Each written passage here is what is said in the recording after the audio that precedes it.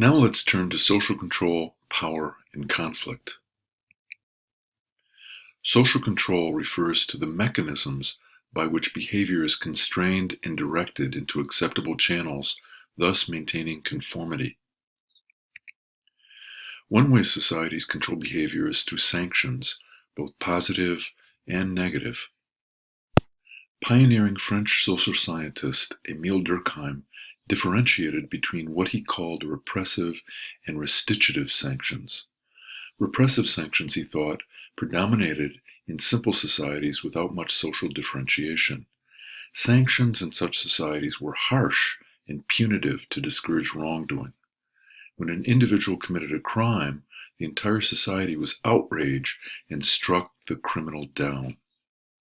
In more complex, socially differentiated societies, social solidarity was upheld by what Durkheim called restitutive sanctions, which attempted to restore the pre-crime situation and maintain social order rather than merely punish a wrongdoer. Small-scale societies that may not have had formal social control systems exercise social control through a whole range of practices. Socialization involves teaching the young people the norms of society, as well as possible sanctions.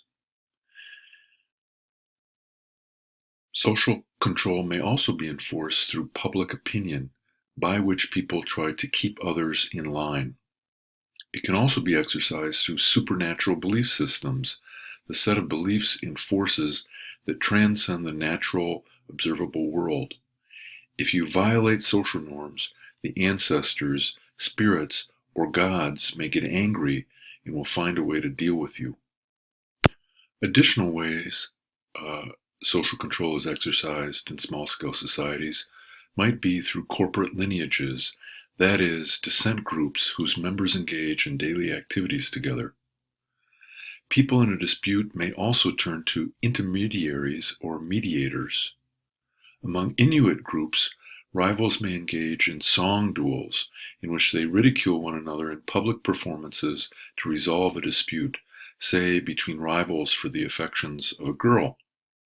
Here is a verse translated from a song duel.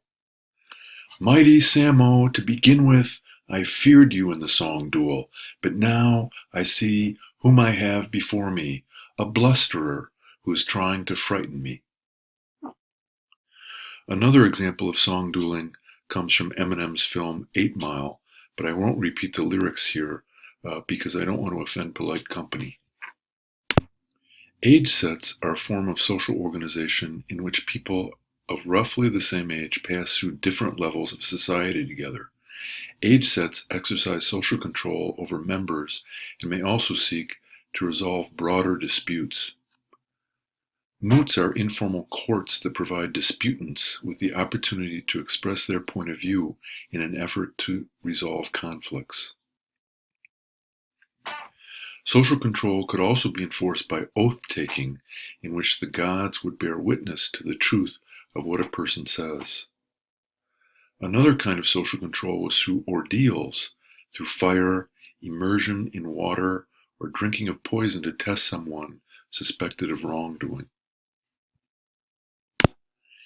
In state political systems, social control is through formal mechanisms and institutions of law and courts.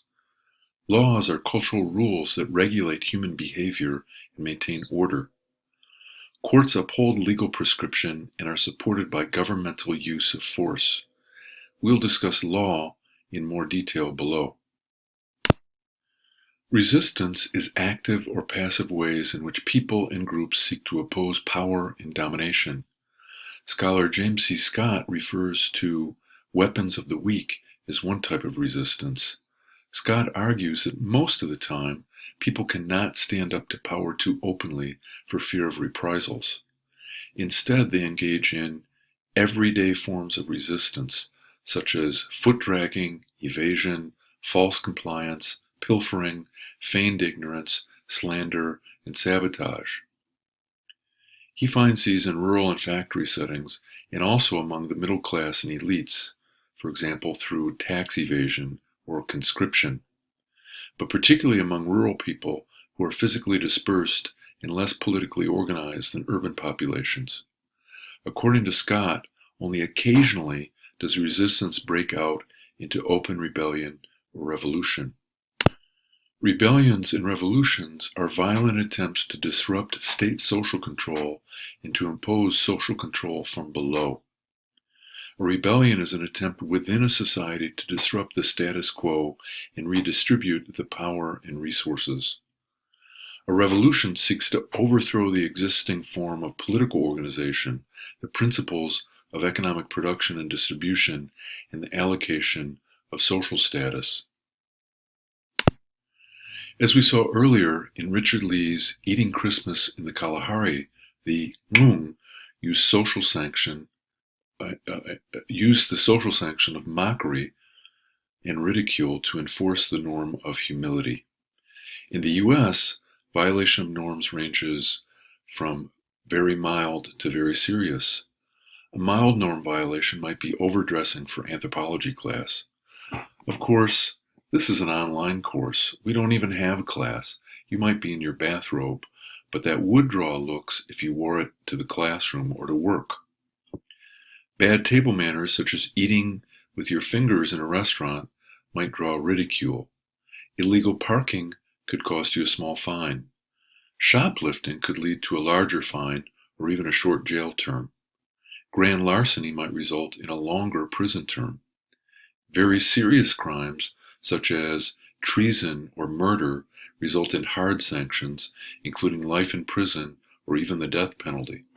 The more serious the violation, as culturally defined, the more severe the sanction. Let's turn to power.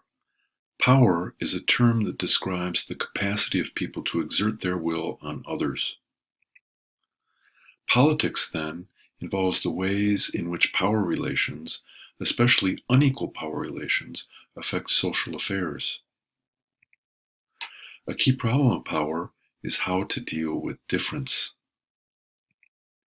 As 20th century philosopher Hannah Arendt put it, every society must deal with others from whom one cannot escape and with whom one must share the world. Politics involves the presence in the political arena of actors with alternative understandings and competing projects. As our own heated national political debates illustrate, politics involves the presence in the political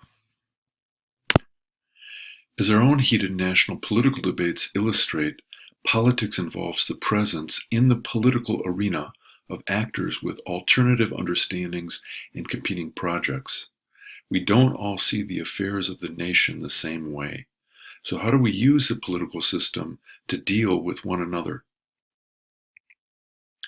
Every group seeking consensus is faced with two key problems of difference. The first problem has to do with the organization of internal diversity. People whose behavior is too different in some aspect can have their identities socially reclassified as insane or criminals, for example.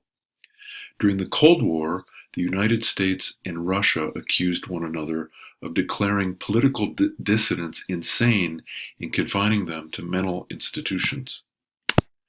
The second problem involves relations with external communities. When conflicts arise, political leaders must decide whether to negotiate or to resort to force.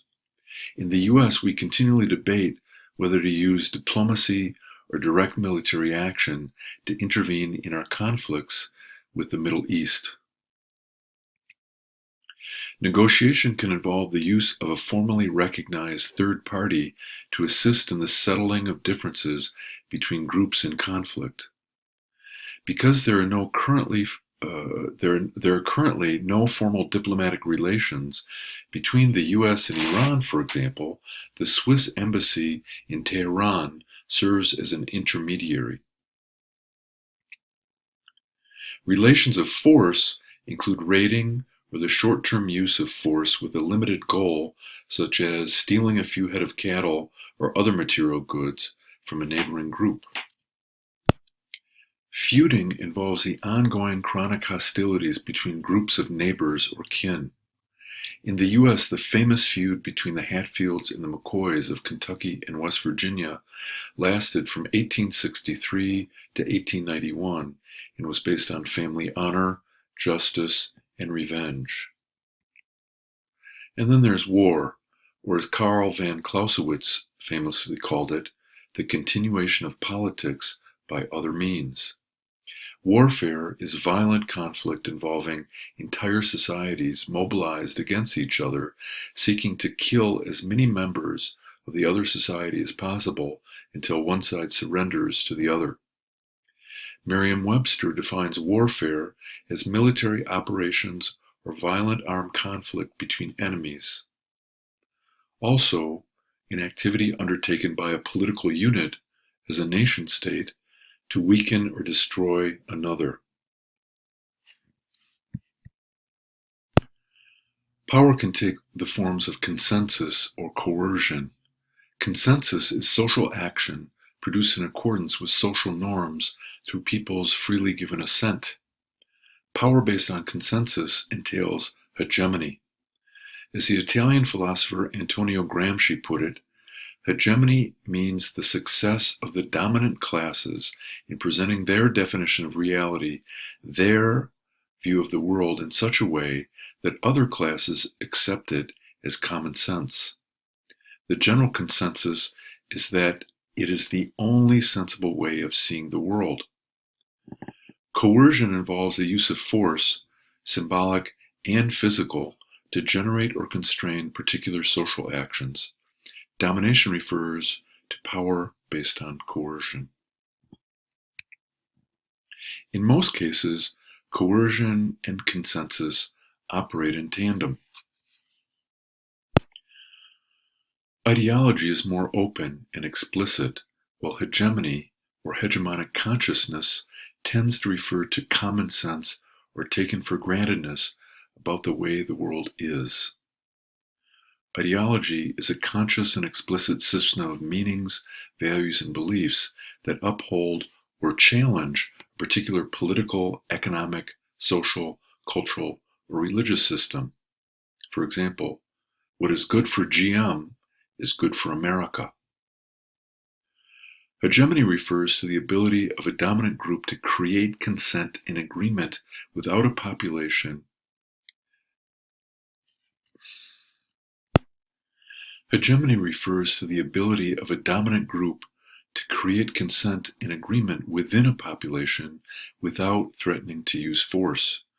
Cultural hegemony has to do with the way institutions of media, schools, and religion shape, often unconsciously, what people think is normal, natural, and possible, and therefore directly influences the scope of human action and interaction.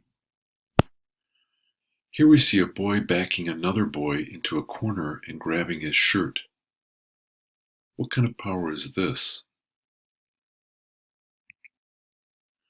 Another dimension of power is discipline, both external and internalized. French philosopher Michel Foucault studied the dynamics of power, discipline, and punishment extensively. He argued that power needs to be considered as a productive network which runs through the whole social body. Internalized discipline means that social actors discipline themselves not only to avoid external sanctions, but also in order to produce valued goods and services and simultaneously to produce rewards such as pay, promotion, status, identity, and even fantasy. This includes the kinds of discipline that we learn in school and that we then carry with us into the workplace. The discipline of school allows us to become disciplined workers and consumers.